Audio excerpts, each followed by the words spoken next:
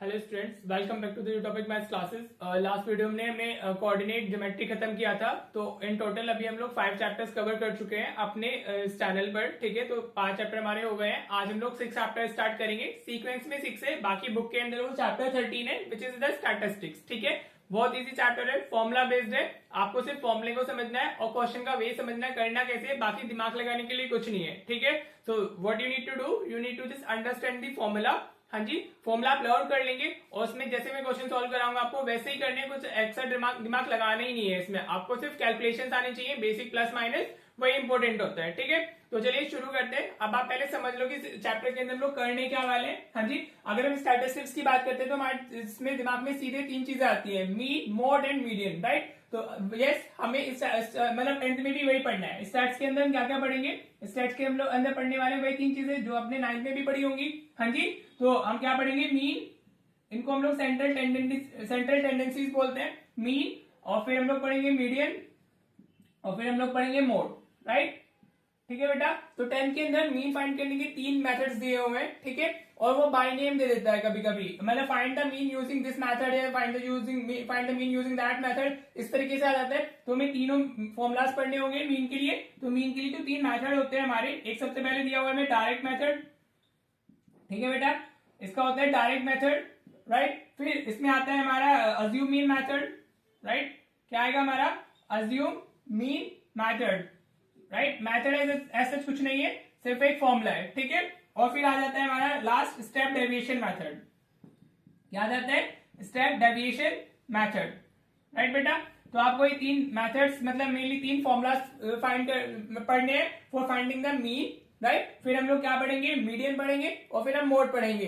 ठीक है, तो बेसिकली 1 2 3 4 5 हमें टोटल 5 फॉर्मुलाज करने हैं इस चैप्टर के अंदर। राइट, और उस पर जो कैसे क्वेश्चंस कर सकते हैं हम लोग वो देखेंगे। ठीक है, तो चलिए आज शुरू करते हैं। हम लोग डायरेक्ट मेथड पढ़ते हैं पहले और फिर हम लोग पढ़ेंगे अपना assume mean method and then step deviation, उसके बाद median and then mode. Right, तो इस तरीके से हम चैप्टर कंप्लीट करेंगे। बहुत इजी है, इस चैप्टर से मार्क्स लाना बहुत इजी है। राइट, तो चलो शुरू करते हैं, डायरेक्ट मेथड अपना पढ़ना चालू करते हैं। ठीक है बेटा, तो अगर हम डायरेक्ट मेथड की बात करते हैं तो डायरेक्ट मेथड के अंदर जो मीन फाइंड करने के लिए फॉर्मुला होता है। राइट, अभी मैं फॉर्मुला इधर लिखवा देता हूँ डायरेक्ट मेथड के लिए एंड हम लोग फिर क्वेश्चन में अप्लाई करेंगे फॉर्मुले को। राइट, तो इसके लिए जो देखो जो मीन होता है हम उसको एक्स बार से रिप्रेजेंट करते हैं। राइट, तो डायरेक्ट मेथड में जो मीन फाइंड करने के लिए फॉर्मुला है हमारा वो होता है summation of F I x I upon summation of F I. Right बेटा, ठीक है, दिस इज द फॉर्मुला आपको जो लर्न करना है।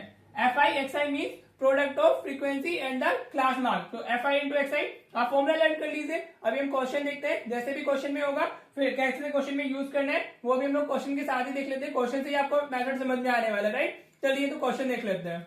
राइट बेटा, देखिए मैंने एनसीईआरटी का क्वेश्चन लिया है। ठीक है, मेथड को हमें समझना है सिर्फ। डायरेक्ट मेथड का मैंने भी फॉर्मुला लिखा था, उसको हम अप्लाई कैसे करते हैं, इसको यूज कैसे करते हैं। ठीक है, तो आपको इस तरीके से क्वेश्चन मिलेगा। राइट, आपको सिर्फ बोला जाएगा फाइंड द मीन। जो भी क्वेश्चन में दिया हुआ मीन पूछा गया अगर आपसे, तो अगर उसने मेथड का जो नेम है वो स्पेसिफाई नहीं किया है तब तो आप तीनों में से कोई भी यूज करोगे। राइट, लेकिन अगर उसने बाय नेम पूछा है तब आपके पास में आपको वही यूज करना है। राइट बेटा, तो अभी हम लोग डायरेक्ट मेथड पढ़ रहे हैं तो डायरेक्ट मेथड से कर लेते हैं। ठीक है जी, देखिए आपको कैसे क्वेश्चन दिया जाएगा, इस तरीके से हॉरिजॉन्टल टेबल होगी, आपको इस तरीके से उसको एक वर्टिकल टेबल में कन्वर्ट कर लेना है। ठीक है, तो जो नंबर ऑफ प्लांट्स होते हैं इनको हम क्या मतलब नंबर ऑफ प्लांट्स मींस जो इस तरीके से वैल्यूज दी जाती है they are called class intervals. ठीक है बेटा, ये हम लोग 9 में पढ़ते हैं। These are called class intervals. ये क्या होती है, हमारी लोअर लिमिट्स होती है इस तरफ जो लिखी होती है and these are called upper limits. ठीक है बेटा, जो लेफ्ट हैंड में लोअर लिमिट्स, राइट हैंड में जितनी भी these all are called upper limits. ठीक है, जो ये इस तरीके से नंबर ऑफ हाउसेस दिए होंगे या whatever is given in the question, कभी कभी वो डायरेक्टली क्लास इंटरवल और फ्रीक्वेंसी भी लिखता है। राइट, या यहाँ पे जो भी होगा वो आप अकॉर्डिंगली लिखेंगे and this is basically the frequency. आपको जो क्वेश्चन में मिलता है आपको क्लास इंटरवल्स और फ्रीक्वेंसीज दी जाती है। ठीक है बेटा, तो हम लिख लेते हैं ये हमारी, आप भी इसी तरीके से इसको टेबल में कन्वर्ट करेंगे। 5 6 हमारा 2 3 जो आपकी हॉरिजॉन्टल टेबल दी हुई है you will be converting that into हमारा वर्टिकल टेबल। जो डायरेक्ट मेथड होता है उसमें हमारी 4 कॉलम्स आती हैं, 1 2 थर्ड कॉलम एक्स आई के लिए होगी और फिर F I into x I mean in दोनों का प्रोडक्ट हमें लिखना है इस तरफ। ठीक है बेटा, अब देखिए एक्स आई क्या होता है, जो एक्स आई होता है हमारा this is called class mark. क्या बोलते हैं हम लोग इसको, क्लास मार्क। 9th क्लास में वैसे पढ़ाया जाता है, मैं रिवाइज करा देता हूँ। ये क्या होता है हमारा, इसको हम एक्स से रिप्रेजेंट करते हैं, होता है हमारा लोअर लिमिट या लोअर क्लास लिमिट, कुछ भी बोलो, plus upper limit divided by 2, upper limit divided by 2। ठीक है, आपको दोनों लिमिट्स को, अपर लिमिट जो भी क्लास है, दीज आर कॉल्ड क्लासेस या क्लास इंटरवल्स, तो इनकी जो अपर लिमिट और लोअर लिमिट है हर एक क्लास के लिए आपको फाइंड करना है, उसको ऐड करेंगे, डिवाइड बाय 2 करेंगे, तो you will get the values of xi। ठीक है बेटा, तो अगर हम फर्स्ट क्लास की बात करते हैं तो ये क्या है, 0 to 2, lower limit 0, upper limit 2, तो 0 प्लस 2 कितना हो जाएगा, 2, डिवाइडेड बाय 2 करेंगे तो कितना आ जाएगा, 1 आ जाएगा।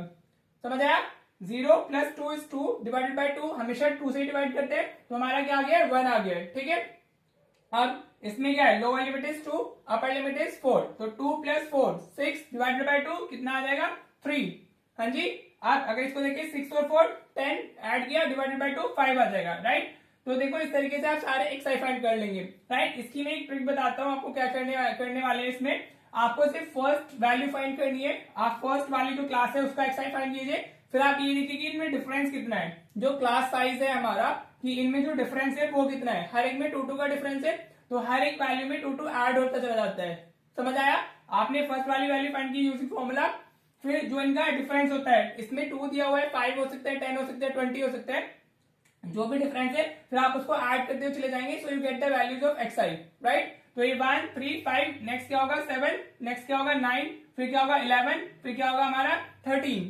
समझ आया, जो भी क्लास साइज होता है, जो इनका डिफरेंस है, उसको हम ऐड करते चले जाते हैं, राइट। तो now we get the value of xi। अगर आपको ये समझ नहीं आ रहा है तो आप ऐड कीजिए, डिवाइड बाय 2 कीजिए। ठीक है, तो xi की कॉलम हमें मिल गई है, अब हमें क्या करना है, इन दोनों को मल्टीप्लाई करना है, तो this into this, 1 into 1 is what 1, इसको मल्टीप्लाई करेंगे, 2 इंटू 3 क्या हो जाएगा हमारा 6 हो जाएगा, राइट। 1 इंटू 5 करेंगे तो कितना आ जाएगा 5 आ जाएगा, राइट। ये तो कैलकुलेशन आप खुद से भी कर सकते हो, 5 इंटू 7 कितना हो गया हमारा 35 हो गया।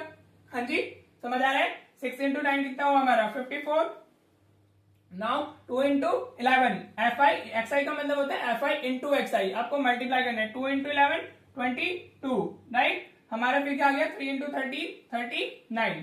समझ आया कैसे हमने ये वाली कॉलम फाइंड की है और कैसे ये वाली फाइंड की है, ये तो क्वेश्चन में गिवन थी, यहाँ हमने xi फाइंड किया और ये इन दोनों का प्रोडक्ट होती है। होपफुली क्लियर हुआ होगा। अब आपको क्या चाहिए, फॉर्मूला क्या होता है हमारा मीन के लिए, मीन के लिए जो हमारा फॉर्मूला होता है डायरेक्ट मेथड में, वो होता है summation of fi into xi upon summation of fi, this is called direct method. यही फॉर्मूला भी हमने पढ़ा था इससे थोड़ी देर पहले। हाँ जी, तो आपको क्या चाहिए, इसका समेशन चाहिए और आपको इसका कॉलम का समेशन चाहिए। ठीक है बेटा, होपफुली क्लियर हो रहा होगा आपको ये। अगर आप इसका सम फाइंड करेंगे तो फाइंड कर लीजिए, आप खुद से कर लीजिए, 6 और 4 10 और 5 और 7 13, कितना आ जाएगा हमारा 20 आ जाएगा, राइट। समझ आया आपको, हाँ जी, समझ आ रहा है नहीं आ रहा है। अब अगर आप इसका सम फाइंड करोगे तो यू विल गेट व्हाट, आपको मिलेगा ये हमारा, आप सम फाइंड कर लीजिए। देखो ये तो कैलकुलेशन आप खुद से भी कर सकते हो, 6 1 7 10 17 और 14 4 21 21 और 9 32 3 हो गया और 3 3 6 3 9 और 2 11 5 162। ठीक है बेटा, ये आपको सम फाइंड करना है इसका, इन सारी वैल्यूज को आप ऐड करोगे तो what you get, you will get 162। Hopefully आपको समझ आ गया होगा। हमें समेशन ऑफ फ्रीक्वेंसी वाली कॉलम चाहिए और सम ऑफ fi xi चाहिए, बस सारी जो कैलकुलेशन है वो इस टेबल में ही होती है। अगर आपकी ये टेबल अच्छे से बन गई है तो ऑफकोर्स आपका पूरा आंसर सही हो जाएगा। अभी आपको क्या करना है, वैल्यूज डालनी है, तो आपका आंसर आ जाएगा 162 डिवाइडेड बाय 20। ठीक है, अगर आप 162 को 20 से डिवाइड करोगे तो योर आंसर विल बी 8.1। ठीक है, ये हो गया आपका मीन नंबर ऑफ प्लांट्स। ठीक है, तो बेसिकली योर आंसर इज 8.1। समझ आया आपको डायरेक्ट मेथड। डायरेक्ट मेथड देखो ये फायदा, मेरा डायरेक्ट मेथड को तभी यूज करना चाहिए जब आपकी जो नंबर्स है वो थोड़े छोटे हो।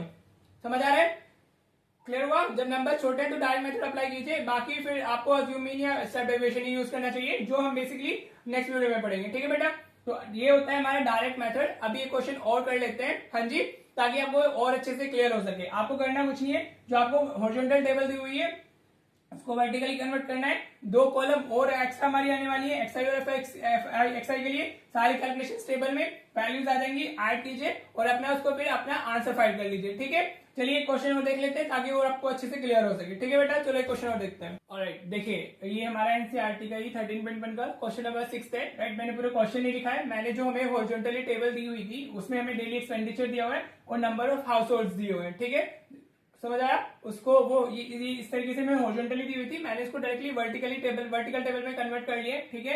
आपको जो दिया हुआ है पहले वो आप दोनों फर्स्ट कॉलम में आ जाएंगे, देन आपका XI आता है और फिर हमारा FI XI आता है, ठीक है।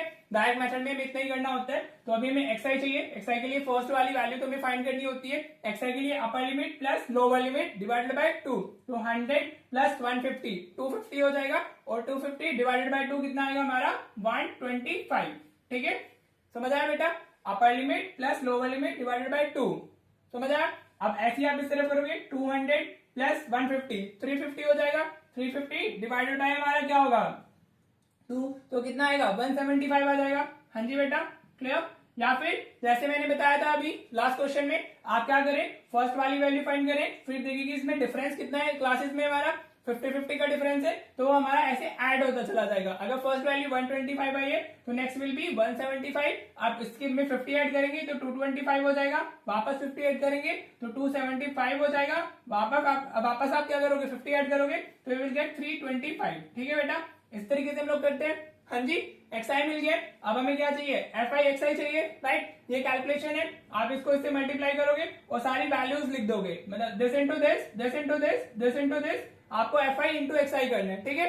तो ये कैलकुलेशन है, ये आप जल्दी से कर लीजिएगा। आप मल्टीप्लाई करोगे इसको 4 को 125 से तो ये मिलेगा हमें, 5 को 175 से करेंगे तो ये मिलेगा हमें, हम 12 को 225 से करेंगे तो 2700 हो जाएगा हमारा, 2 को हम लोग करेंगे अपना 275 से तो 550, और ये हमारा 650 हो जाएगा, राइट। अगर आप इसको ऐड करते हो तो आपको FI XI कितना मिलेगा हमारा 3275, राइट। और जो हमारा समेशन ऑफ FI है, हमें इन दोनों कॉलम्स का सम चाहिए होता है, राइट। तो हम ऐड करते हैं तो हमें ये वैल्यूज मिलेंगी। अब आपको क्या करना है, फॉर्मुले में वैल्यूज डालनी है, जो हमारा मीन होता है हम उसको x बार से रिप्रेजेंट करते हैं, और फॉर्मुला क्या होता है डायरेक्ट मेथड का FI XI upon summation of FI, right बेटा। अब आपको ये इसमें वैल्यूज डाल देनी है 3275 डिवाइडेड बाय 25, ठीक है। अगर कोई कैलकुलेशन एरर होती है तो उसके लिए आप खुद से जा सकते हैं, ठीक है, बिकॉज मुझे एग्जाम में लिखना है ना, आपको एग्जाम लिखना है। My duty is to clear your concept, कि आपको करना कैसे है वो मेरी रिस्पॉन्सिबिलिटी है, बाकी कैलकुलेशंस आपकी रिस्पॉन्सिबिलिटी होती है बेटा, तो उसको अच्छे से किया कीजिए, राइट। अभी आप इसको डिवाइड कर लो 25 से, अगर ये पहले 5 से कर लेते हैं, 5 5 is 25, 5 6 is 30, और ये हमारा 27 हो जाएगा, 5 5 25, राइट। वापस 5 आएगा, 5 से करते तो हमें कितना मिलेगा 131, ठीक है। सो ये answer will be what, x bar will be हमारा 131 रुपीज, क्लियर। तो जो मीन एक्सपेंडिचर है हमारा दैट इज ₹131, ठीक है बेटा। ये calculation again is your part, ठीक है। अगर कोई एरर हो भी जाता है उसमें हमारा कैलकुलेशंस में, तो उसके लिए इतना इधर उधर शाउट करने की जरूरत नहीं है, क्योंकि कैलकुलेशंस आपको खुद से करके देखनी है, ठीक है बेटा।